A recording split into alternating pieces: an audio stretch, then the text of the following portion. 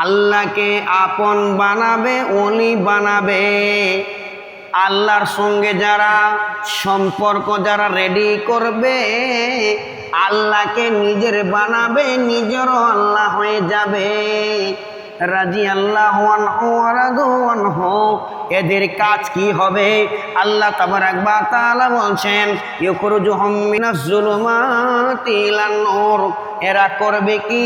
এরা নিবর্জিত অন্ধকারের ভিতরে ডুবেছিল তারা, এরা নুরানি রাস্তার উপরে চলবে, আলোকে গ্রহণ করে নিবে। আল্লাযিনা কাফারু, এরা কুফরি করবে, আল্লাহকে অস্বীকার করবে, দিনকে অস্বীকার করবে, কোরআনকে অস্বীকার করবে, রসুলকে অস্বীকার করবে।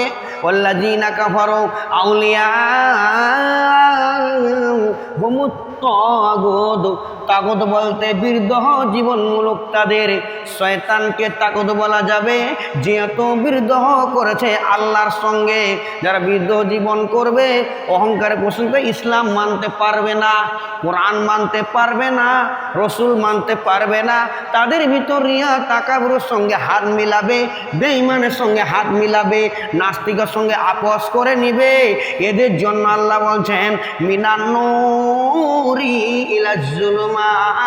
এরা নুরানি রাস্তা দেখতে পাবে, এরা নুরানি রাস্তা চলতে পাবে। এই রাস্তাটা চলতে চলতে চলতে কথা শেষ হয়েছে, এই রাস্তাটা চলতে চলতে মালদা দিয়ে শেষ হয়েছে, আর এটা দিয়ে শিলিগুড়ি শেষ হয়েছে। তার আল্লাহ তাবারাক ওয়া তাআলা বলতেন, উলাইকা আসহাবুন নারি হুম ফিহা খালিদুন। এদের রাস্তাটা গিয়ে একদম জাহান্নামের আগুনে গিয়ে শেষ হয়েছে, জাহান্নামের আগুনে গিয়ে শেষ হয়েছে, জাহান্নামের আগুনে গিয়ে শেষ হয়েছে। মানুষ বুঝে না জাহান্নাম কি জিনিস, জান্নাত কি জিনিস। দুনিয়াতে আমাদেরকে চলতে গেলে নরম হয়ে চলতে হবে, মানুষ বুঝে না।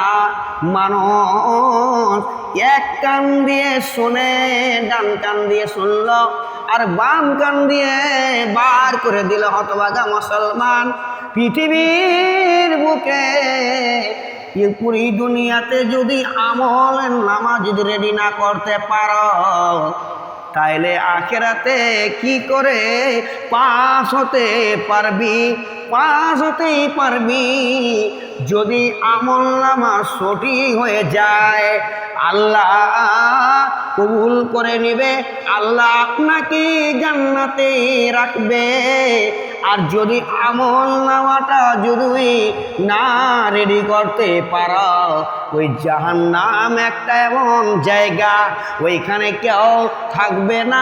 আপনার মা থাকবে না, আপনার বাবা থাকবে না, আপনার গ্রামবাসী থাকবে না, দুনিয়াতে আপনার বন্ধু বান্ধব থাকবে না।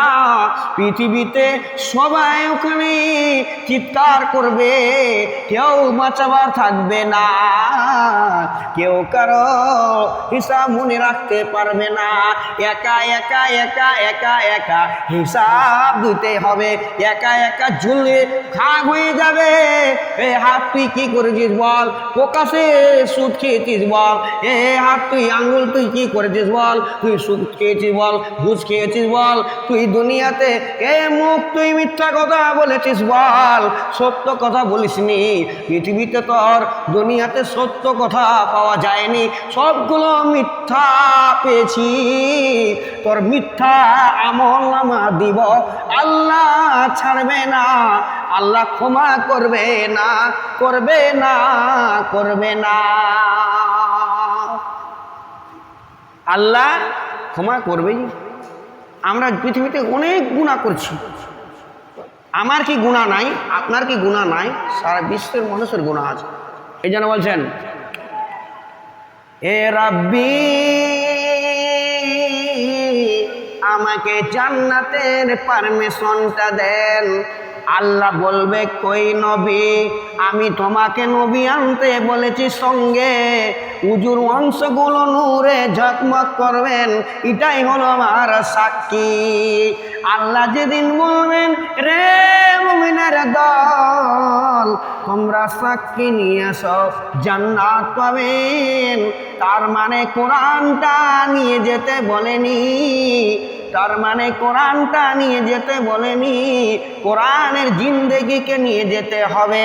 কোরআন যেমন করে বলেছে ওই রকম করে তাকাতেই হবে, কোরআন যেমন করে বলেছে ওই রকম করে শুনতে হবে, কোরআন যেভাবে বসতে বলেছে ওইভাবে বসতে হবে, কোরআন যেভাবে দাঁড়াতে বলেছে ওইভাবে দাঁড়াতে হবে, কোরআন যে জায়গায় নিষেধ করেছে ওই জায়গায় পা রাখা যাবে না।